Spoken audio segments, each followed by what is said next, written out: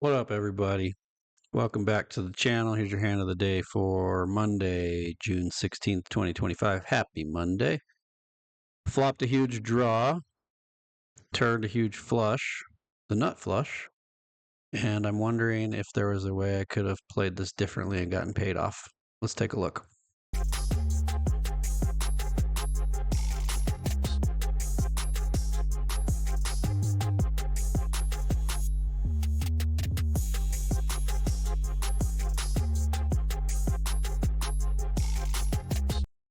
All right, friends, here's what we got. King 5 suited in the hijack, 50-ish big blinds deep. Pretty early in a tournament. This is a raise all day. You can see the chart here. Raise your suited kings, most of your suited queens. They play really well, especially deep stacked, I'm learning. The bigger the stacks are in terms of number of big blinds, the more you should be playing like hands that can turn into big things like flushes and straights. So these suited hands are terrific. And we get a call from the big blind. Cool. Remember what the big blind is calling with. All kinds of suited stuff. All are offsuit aces. All their offsuit broadways. Okay, big wide range. Flop absolutely nails us. Ace, ace, jack, two diamonds. Big blind's going to, if they're smart, no matter what they have, check. And that's what this opponent does. This opponent is a wild player, by the way. You all can't see their stats, but they are very, very aggressive. Play too many hands. My hope here is they have one of those aces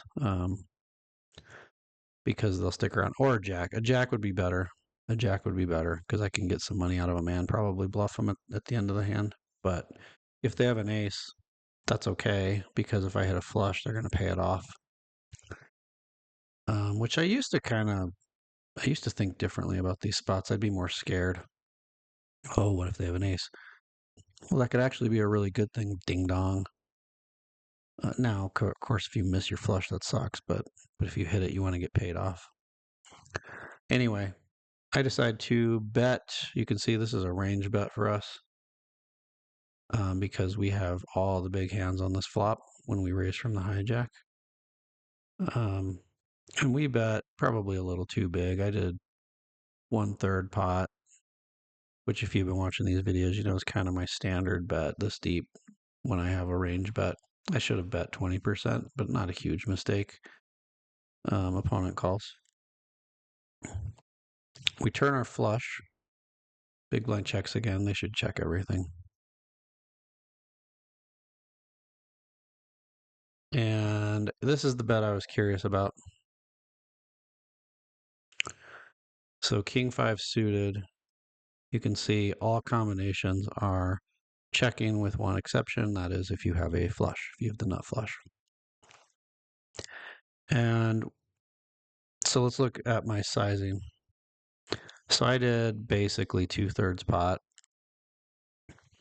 And what I'm trying to do is I'm trying to size this bet so that I get called by an ace or a jack. I want those hands to stick around.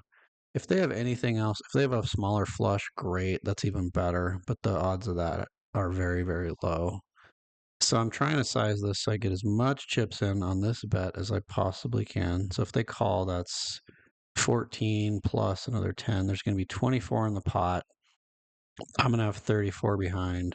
I'm probably going to overbet shove the river if they call.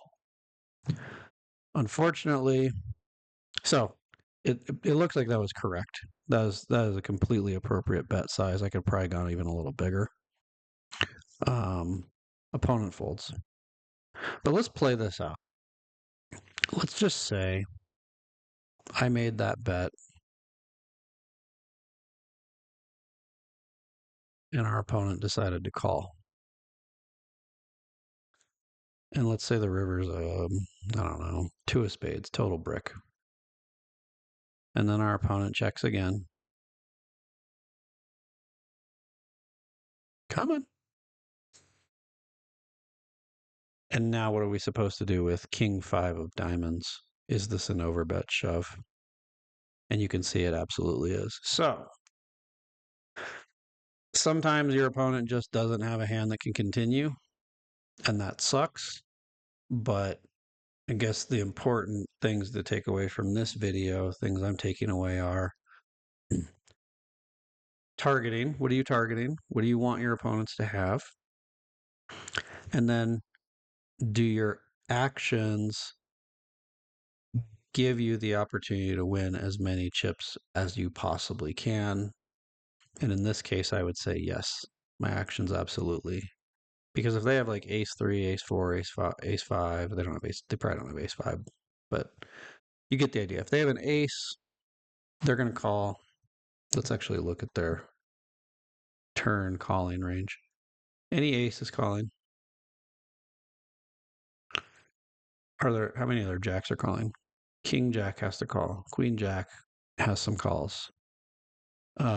Jack nine, which is weird, because they have aces and jacks with a nine kicker, but that has to stick around, right? So the bets are targeting the right hands. And then if I shove, obviously if they have any ace, they're going to be in a tough spot. They're going to be in a really, really tough spot. I don't think a lot of players will find folds in this range right here. They're supposed to fold. I think they would hero call and try to catch me bluffing. So I feel pretty good about how this hand played out. All right, I'm going to stop rambling. There's your hand of the day. See y'all next time.